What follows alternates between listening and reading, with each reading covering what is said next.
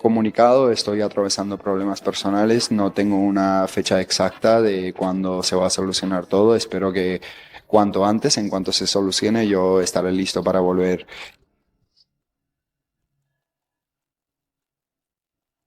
All I care about is getting him in that octagon and fighting him. Anything in his personal life, I hope it goes well. But you never know, if he doesn't come back by June, July, then he might have to vacate his belt and I'll become undisputed champ without even fighting. Look who finally decided to speak up. Ilia Topuria just came out with some real talk about his future, and he's not sugarcoating anything. The guy is being completely honest that he's not stepping back in there anytime soon. But that's not all he had to say. He also dropped his prediction for that huge Gachi versus Pimblett showdown that's got everyone buzzing. Now, this part gets really compelling. Topuria isn't just throwing around empty words when he says both Justin Gachi and Paddy Pimblett earned this interim title shot. He's being completely genuine here. The dude actually breaks down how the UFC had to make this call because of what he's dealing with personally that's keeping him out of January competition, and his honesty about it is refreshing. You can tell he's genuinely rooting for both these guys and thinks this matchup happened because they've both put in serious work to deserve it. Interinato, Paddy Pimblett en contra de Justin Gaethje. Una pelea que tú incluso anticipaste que podría pasar, ¿no? Que tal vez para que Paddy mereciera la pelea de campeonato contigo, tenía que ganarle a Justin. ¿Cómo la ves? ¿Cómo te tomó la decisión del UFC? Muy bien, muy contento. La verdad que yo tuve la conversación previamente antes con la UFC, sabía lo que estaba sucediendo, mantuvimos algunas conversaciones. Por mi situación personal, sabían que yo no pudiera competir en enero. Bueno, pues todas las cosas que engloba una situación personal por la que estoy pasando, y al final decidieron hacer el combate por el título interino entre Paddy Pimblett y Justin Gaethje. A mí me parece muy merecido para ambos, es un título bastante válido, bastante merecido, es lo más cerca que van a estar los dos de tener un campeonato del mundo. Le felicito a los dos, pero al final del día se van a tener que enfrentar con el real deal. The lightweight champion just laid out his take on this Gaethje versus Pimblett war. And his breakdown of what makes this fight so electric is spot on. His big takeaway? Pimblett looks absolutely starved for this moment right now. That hunger is impossible to miss. Meanwhile, Gaethje brings something you can't teach. All that experience from those massive fights where everything's on the line. But Topuria keeps going with his analysis. He points out how devastating Pimblett's striking game has become, especially those calf kicks that have been absolutely destroying people lately. Then he flips it and talks about Gaethje's incredible ability to absorb punishment and keep pushing forward. The kind of heart that makes you think he's finished, but he just won't quit. He's calling this one of those fights where picking a winner feels impossible, and gives props to the UFC for what they do better than anyone, putting together these battles that have us all glued to our screens. Creo que la pelea de Paddy la quieres más, ¿no? Pero Justin tiene más experiencia, ¿no? En este tipo de peleas. Pues la verdad que es muy difícil siempre hacer predicciones en ese tipo de combates, y más, no sé, es un combate muy difícil. Paddy tampoco es una persona que tenga muchas habilidades de llevar a alguien en el suelo con mucha facilidad. Justin es reconocido por su mano pesada, tiene la pierna pesada también, hace mucho daño con los calf kicks, con la mano derecha. A Paddy lo hemos visto recibir muchos golpes en sus combates anteriores, así que es un combate muy emocionante para todos los fans. Siempre me gusta ver combates en los que tienes la incertidumbre de que no sabes lo que realmente va a pasar y no hay como que un favorito claro, y eso es uno de esos combates. Y la verdad que la UFC es toda la gente que forma parte de ese equipo son especialistas en hacer combates que nos emocionan tanto, ¿no? Here's where you really see the human side of this whole situation. Topuria opens up about how incredible the UFC has been to him while he's handling family matters, and the appreciation in his voice is unmistakable. He talks about how the organization showed complete understanding without making him jump through hoops or explain every single detail of his personal struggles right from the start. Whenever he reached out for support, They stepped up and made it obvious they were in his corner during this tough period. La gente sorprendió un poco con el tuit donde anunciaste que no peleabas en el primer trimestre al menos, pero ¿cómo fue para el UFC? ¿Qué tan comprensivos fueron? Porque obviamente pues todos los peleadores pueden pasar por temas como lo que estás pasando, personal, etcétera. ¿Qué tan comprensivo fue Hunter? No sé con quién hablaste en ese... La verdad que fueron excelentes conmigo, han tenido una conexión especial conmigo, me han entendido sin tener que dar muchísimas explicaciones. Desde un primer momento me han extendido la mano, me han ofrecido su apoyo en cualquier momento que la necesitara. Así que, no sé, la verdad que estoy muy contento por el apoyo que he recibido de su parte, por el entendimiento y también entiendo por los pasos que han tenido que dar, ¿no? When people ask about his comeback, Topuria shuts down any timeline questions immediately. The truth is, he has no clue when he'll be back defending that belt. He's being crystal clear about where his head is at right now. His family and kids come first, period. That's just how it has to be when life hits you with real problems. But he does promise this much. He will be back in that octagon. It's just gonna happen when his home situation is completely sorted out and stable. Not a moment before. Finalmente, Ilia, porque el público lo que quiere saber, anunciabas no el primer trimestre, ellos pelean en enero.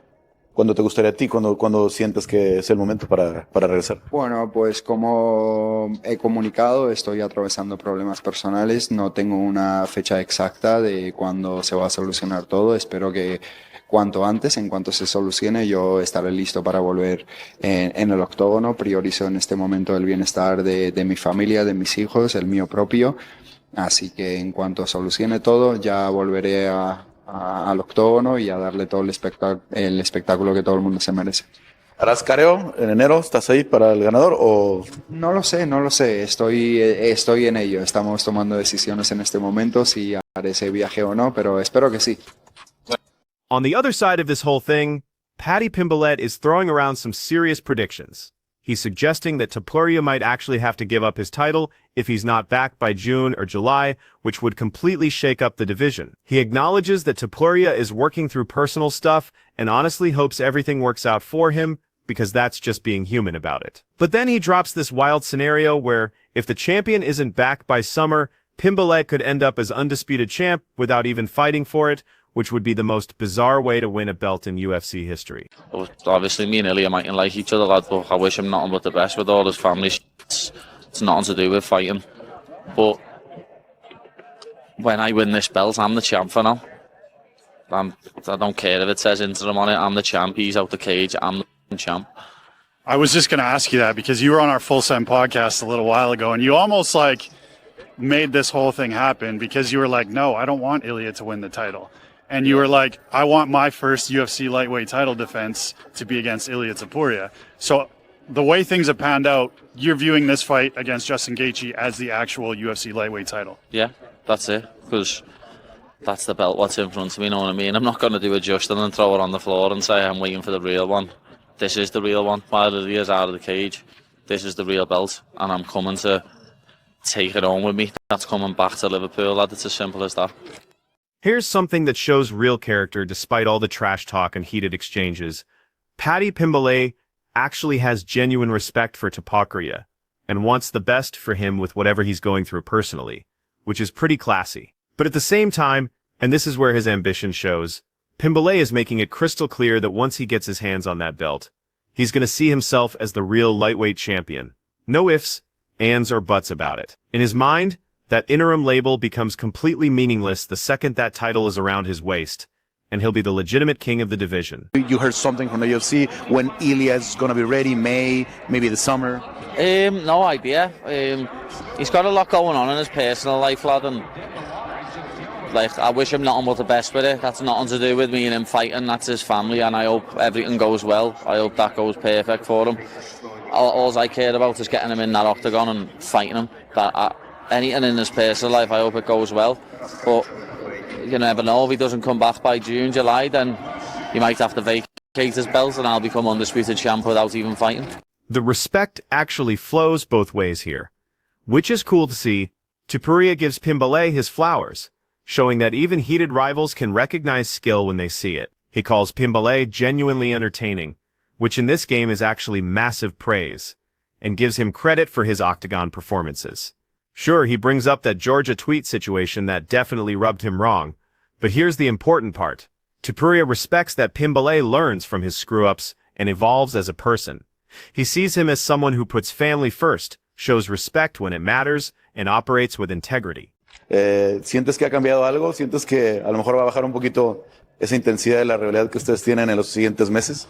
Para nada, para nada. Yo siempre, es que siempre que me han hablado sobre Paddy, siempre dije que a mí me parecía un tipo súper entretenido, que hacía su trabajo súper bien.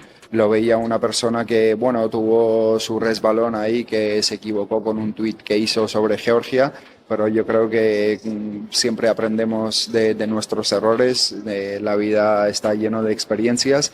Él ha aprendido, pero en el fondo le noto que es una persona que entiende los problemas familiares, los problemas personales, los respeta, y después lo que va a pasar en el octógono, que creo que es algo que realmente lo que le emociona a todo el mundo, ¿no? Y lo que todo el mundo quiere ver, porque una cosa no tiene que ver con la otra, ¿no? Mis problemas personales y mi vida personal con mi vida profesional, y al final nosotros somos unos profesionales, vamos a tener un enfrentamiento profesional y yo creo que va a ser muy divertido en todo el mundo. Pimblett has been pretty vocal about already seeing himself as the real champion. And to him, that interim label is just paperwork that doesn't change anything. He admits there's definitely some bad blood with Topuria, and let's keep it real, there obviously is.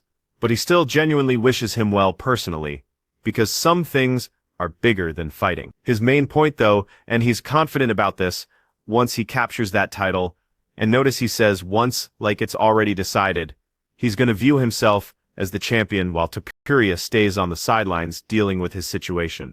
I thought I was going to fight on this Jan 24th card, so I was preparing for Ilia for a couple of weeks, to be honest, just doing bits of training for him. And then obviously we got told it's Justin, Ilia's not fighting, so obviously me and Ilia mightn't like each other, lad, but I wish him nothing but the best with all his family shit. It's nothing to do with fighting. But when I win this belt, I'm the champ for now.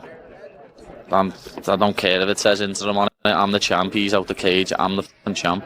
This next part is actually hilarious.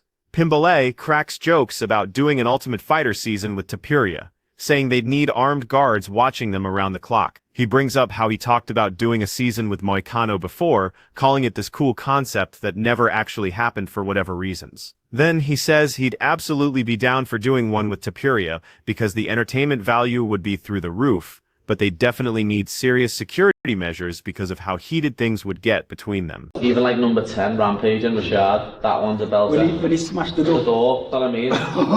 Them seasons are a belter. If you were in that, everybody would watch that. Yeah. Because your personality. I want to be. Your personality, like, and you don't care, bro. I want to do a season of that where I'm the coach. I think that would be. Do it, bro. Like a while ago, me and Moicano, the Brazilian fighter, were having a back and forth. I was saying me and him should do the Ultimate Fighter because he's funny and I'm funny, and it'd be a good season, but it just never ended up happening. You never know, we'll see what happens. I'd do one with Ilia, lad, but they'd have to have security there, 24. Justin Gaethje has his strategy mapped out, and it's pretty straightforward.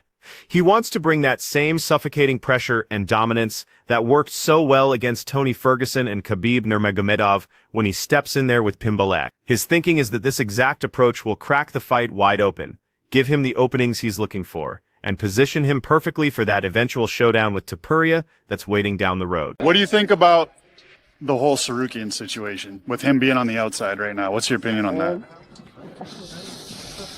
Yeah, I mean, sucks to be him, honestly.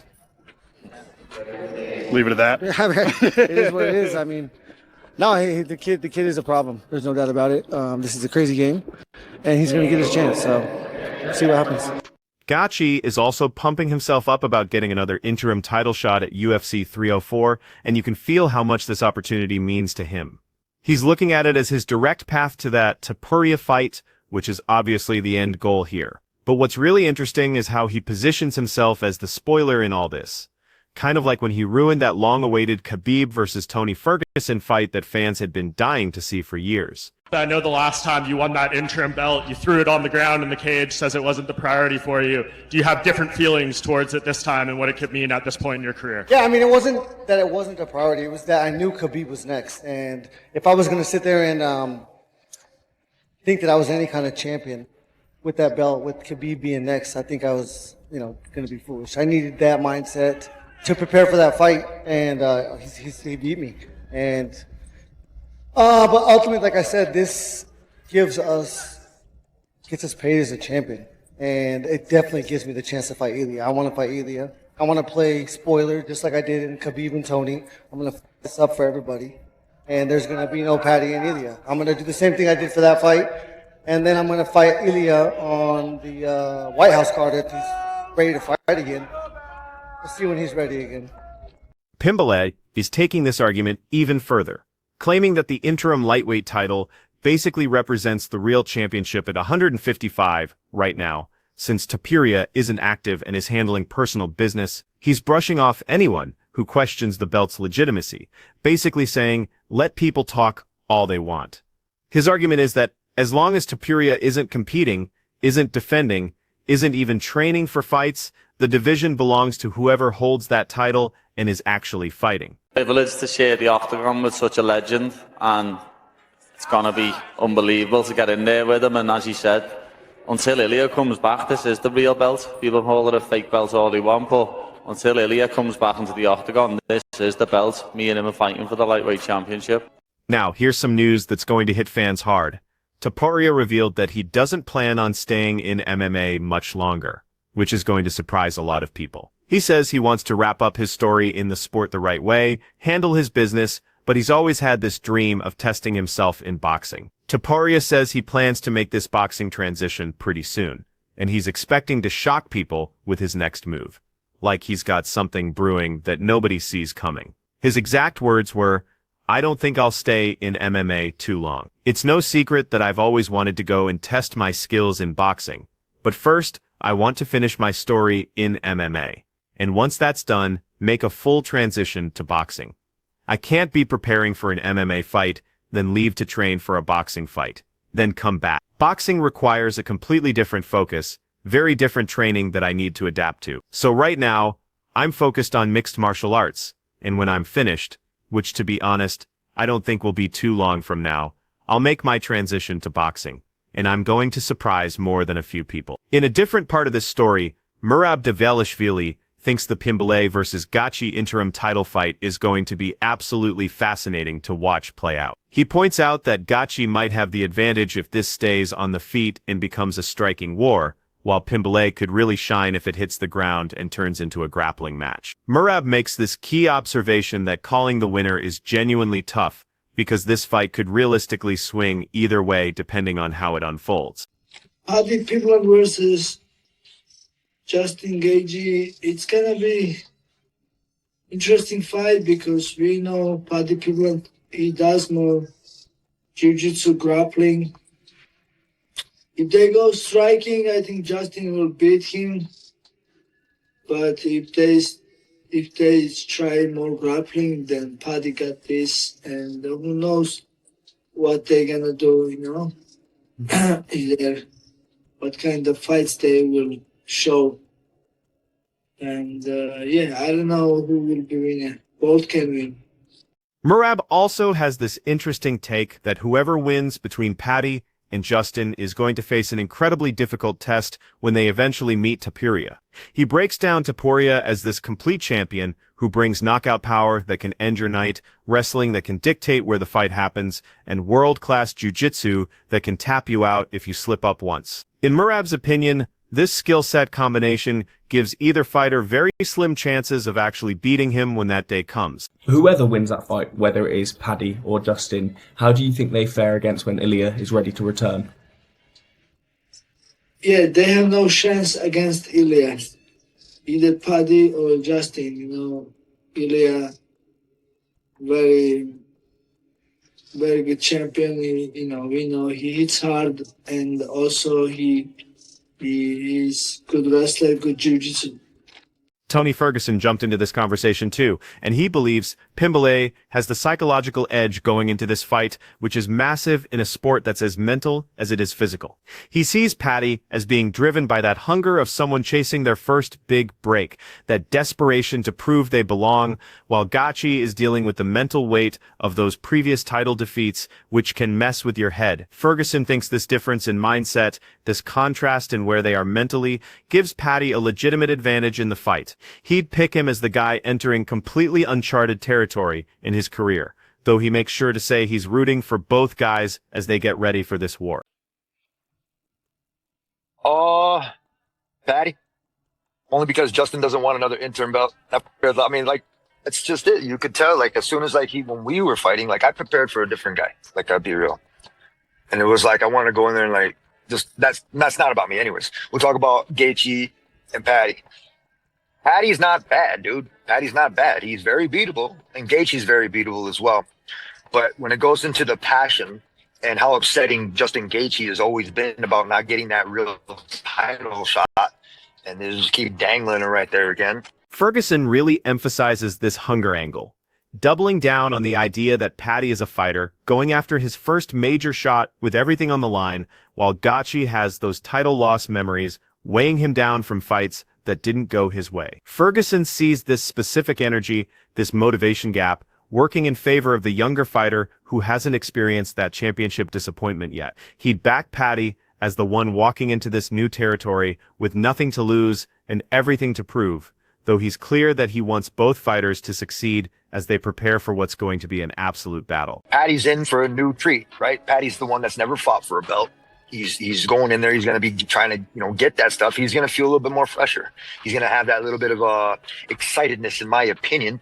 So if I was going to the book and I was going to try to place the bet, I mean, I would go with the new kid that's going in there and that's going in there for the new opportunity, rather than the old kid that fought for the belt, disrespected it, threw it on the fucking ground, and didn't give a shit for it. In my mentality, that's how he's going to be again. That's going to go for Paddy, in my opinion. So best of luck for both of them. I'll knock each other.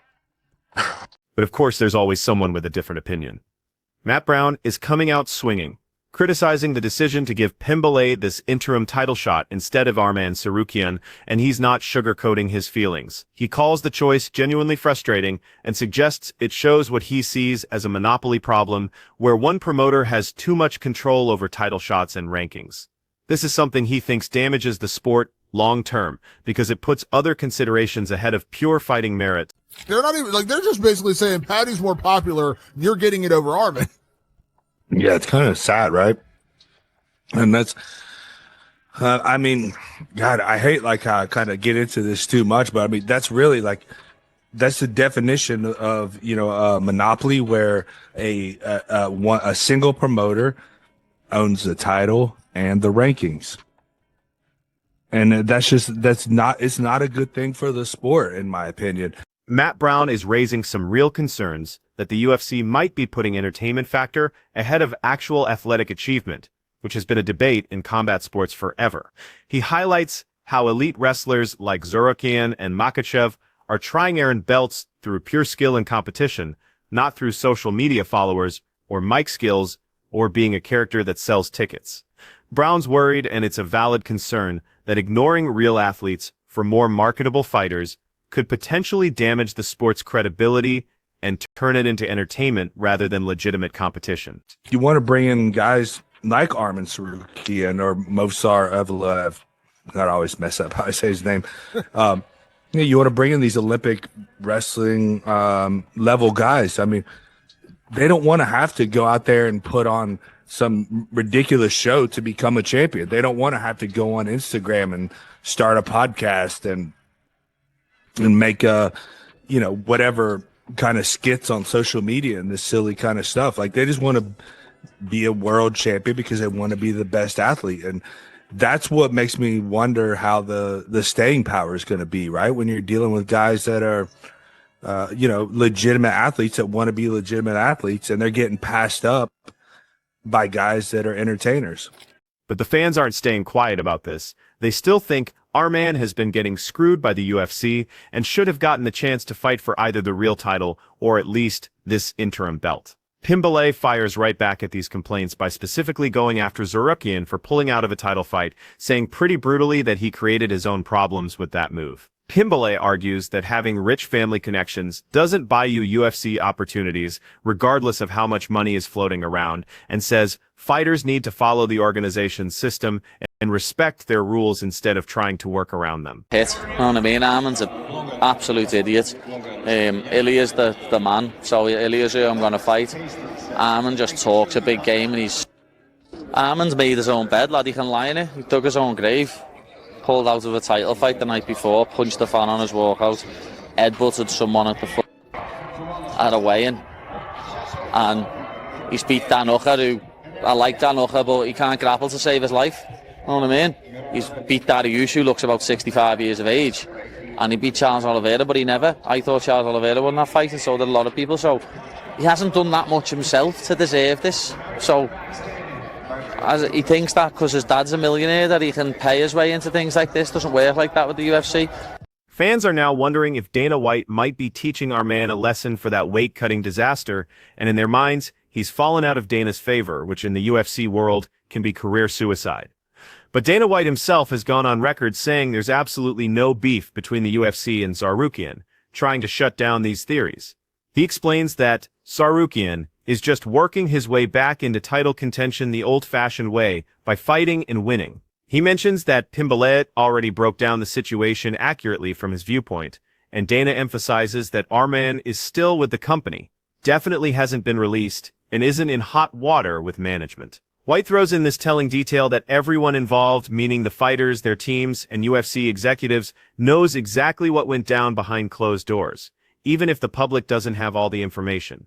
I understand, because it's not just the weight cutting, you know, the fan incident, he headbutted Dan Hooker. Like, there's a lot with Arman that's kind of... I think Paddy Pimblett laid it out pretty well. That's kind of what I was getting at. Paddy sort of gave me the layup there.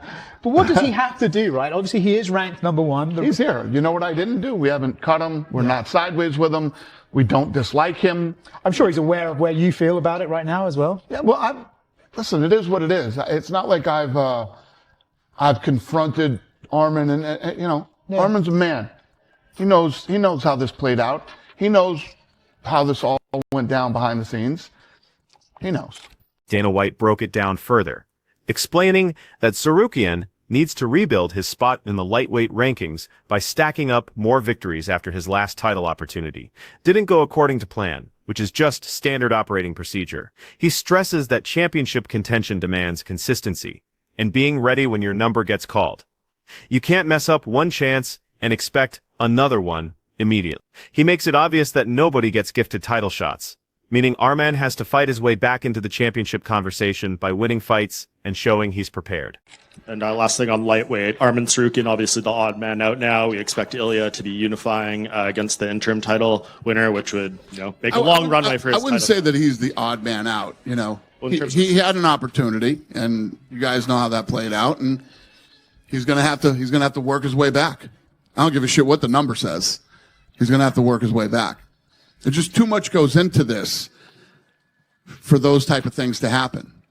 You know, we had a little, we were talking back in my room tonight, and we were talking about, you know, all the crazy shit that's happened over the last 20-something years. But you can't do that. You can't get the opportunity and then you can't end that way. So he's got to. Dan Hooker is taking a completely different angle here, claiming that Topuria has zero interest in fighting Tsarukyan, and he's basically questioning the champion's willingness. He describes Tsarukyan as this nightmare stylistic puzzle, who gets avoided throughout the division by multiple fighters who want no part of that challenge. He thinks several contenders are actively steering clear of Arman's rise because they understand how dangerous he is. Then he suggests something pretty provocative, that Topuria's extended absence might actually show reluctance to face someone he sees as a legitimate threat to his championship. He's been calling out Ilia. Who would fight? Who would win that fight, you reckon?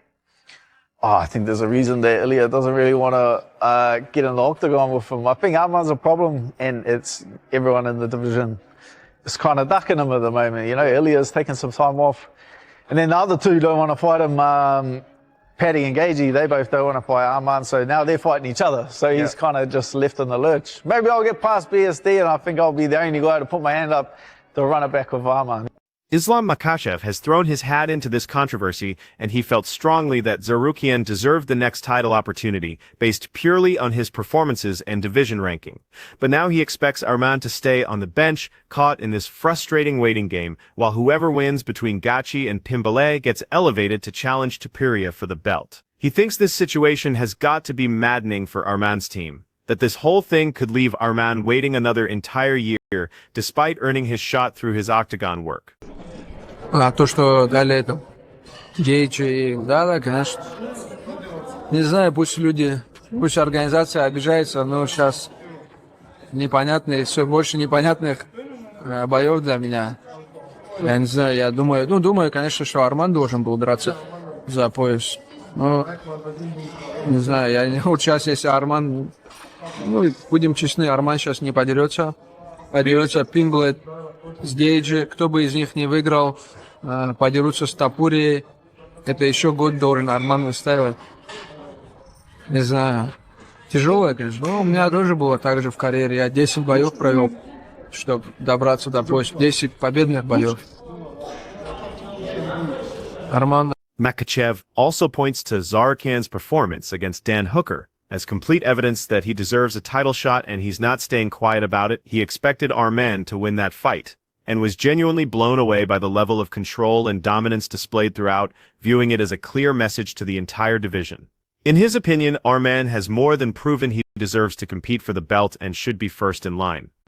Вчера Арман Tsarukyan одержал уверенную победу. Впечатлил ли тебя Арман? Я так и предполагал, что он выиграет, но не так доминирующе думал, выиграет. Я думаю, Арман уже заявил, доказал, что он заслуживает титульный шанс и, наверное, будет драться за пояс следующим. That wraps up everything we've got on today's breakdown, and we really hope you got something out of this complete rundown of all the chaos and updates in the lightweight division. Drop your thoughts in the comments down below, because we absolutely love hearing your takes on all this drama. And make sure to smash that like button and subscribe to the channel for more incredible MMA content covering all the latest news, fight breakdowns, and insider analysis of everything going down in the world of mixed martial arts.